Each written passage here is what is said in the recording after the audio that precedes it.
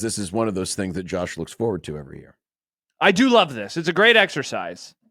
Bill Conley, yep, who has been doing this since 2007.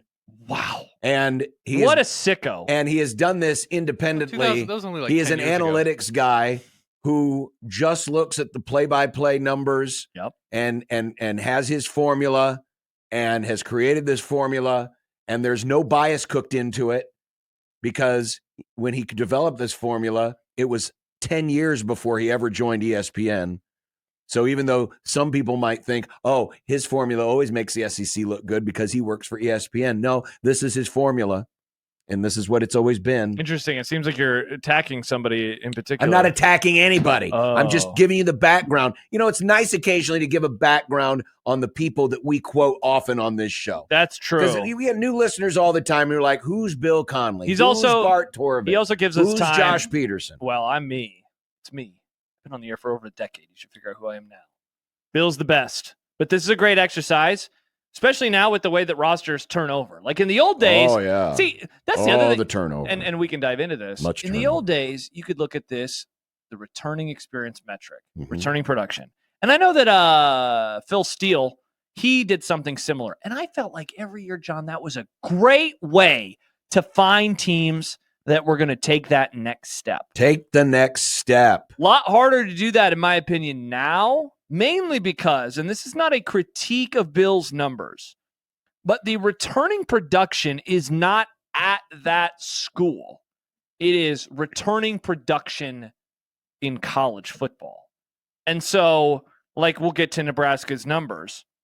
But Nebraska, I guess we can just, can I get to Nebraska's numbers, John? Please get to Nebraska's numbers, because what I'm about to show you, too, is something graphically, which will also combine last year's power ranking. Show us something graphic? Perfect. So Nebraska is 50th in the country. They are tied with a few teams in terms of their returning production. 60% of their reduction is back. 68% of production is back on offense, which is 30th best. 53% is back on defense, which is 74th best. And that's where they get to the 60%. But John, 68%, that's impossible. They lost one of their running backs who got a lot of carries in Dante Dowdell. They lost not their top two receivers, but receivers number 2 and 3 in Jamal Banks and Isaiah Nayor. Of course, Ja'Cory Barney is back.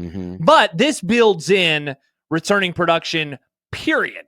Dane Key, his numbers count towards the returning production. Yeah, he's returning because it's returning production in college football. So it's not returning production with your team. So this does factor in the transfers who have production at other Division I schools. So this is not me being critical of Bill, but more, I don't still know in the era of the portal and returning production, like what to do with these numbers. Whereas like a decade ago, if you would have told me, like the number 1 team on his list is Clemson this year. 81% of their roster is back from a season ago, or 81% of their production.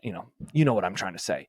If you would have told me a decade ago, Clemson has 81% of their own production back, I'm like, oh my gosh, they're about to run the sport into the ground. Now it's a little harder. So the folks over at CFB Numbers put out a graphic, and it shows Bill's returning production that Josh just quoted, combined with last year's final power rating. And it's a consensus power rating using K Ford, our buddy K Ford, Bill Conley, CFB Numbers, and ESPN's FPI. So it's like a BCS. I shouldn't say BCS. People get nervous about that, but it's like a power poll. Yeah, it's combining. It's like the superpowers. It's like the mega powers. It's like the Macho Man and the Hulkster doing the handshake. I was going to say Miss Elizabeth. It's like the Avengers, but you would get mad about that reference. It's okay in wrestling to bring everyone together, but not in comic book movies. Especially when one of those wrestlers is problematic.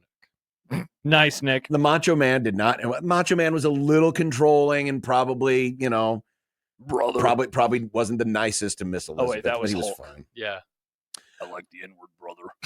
Is what he said. That is what he said. But when you look at this, and obviously the higher up and to the right that you are, would be better on this graphic because it shows that you were a highly rated team last year, but also that you have a lot of returning production.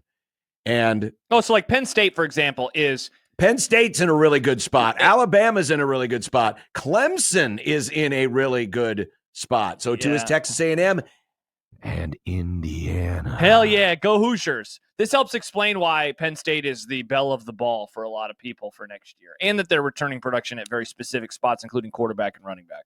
But what? If you look... No, Ohio State's over there too. Get them out of here. If you look, Nebraska is on the right side of the line for power rating, and at 60% of their returning production. If you were to, just again divide it by fours, Nebraska's leaning on the right side of both of these numbers. They've got a decent power rating from last year, and they have north of 60% of their production returning. So they're in a good group. They're going to become a team to pick for a lot of people, aren't they? The breakthrough, the year 3 stuff. Well, it could be. This is going to be something that is going to be used as the affirmative for them. I also... this is fun. I went in and found all of Nebraska's opponents except for Houston Christian, who's obviously not on this list because they're not... Because John hates Christians. No, they're not Division I. Oh. It's messed up, John. But here are all of Nebraska's opponents and where they are in conjunction with Nebraska. So you've got teams like Iowa, Michigan, Minnesota, Penn State, Cincinnati. Kind of all in their neighborhood. Yeah, Penn State's farther away from them. USC had a decent power rating, but they are returning less than 50% of their production. Yeah, plus their coach sucks. Poor Akron is way in the back. Oh, man. Michigan State not doing so well. UCLA, they're in LA. Northwestern not doing so well. But this gives you a little bit of an idea of kind of where Nebraska is in connection with all of its opponents. A couple takeaways not related to Nebraska. So Ohio State, Georgia, Texas, Oregon, and Ole Miss are teams that are, of course, based off of their final power rating of last year, really, really good, right? Really, really good. Of course, Ohio State won the title. Georgia was in the semis, the quarters. Texas was in the semis. Oregon was in the quarters. Ole Miss did not make the playoff.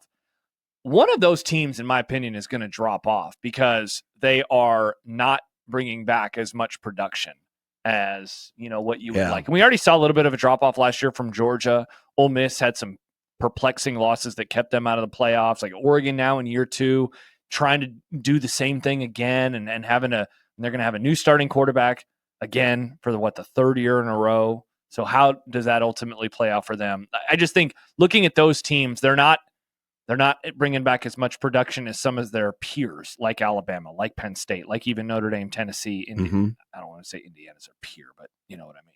Interesting. Oh boy, could be a.